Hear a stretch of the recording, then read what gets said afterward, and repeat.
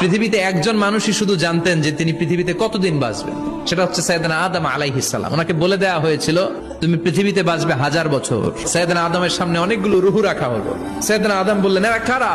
আল্লাহ বললেন তোমার বংশধর। সাইয়েদনা আদম বললেন আল্লাহ ওই যে একটা রুহু দেখা যায় এটার নাম কি?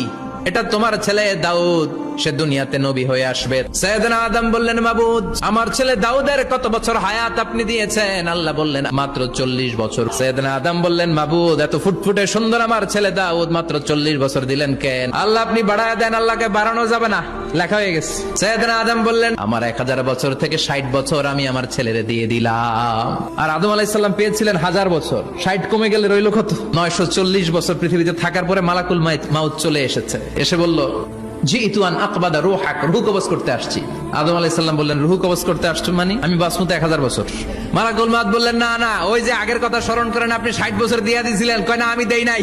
মালাকুল মাউত বলে আল্লাহ ঘটনা দেখেন দিয়া কয় দেই নাই। আল্লাহ কয় থাক কথা কইস না, আয়া পর। ভুলে গেছেন উনি। সেদিন থেকে আল কিতাব ওয়া শুহুদ মানে লিখে রাখার সিস্টেম আর সাক্ষীর সিস্টেম চালু হয়েছে।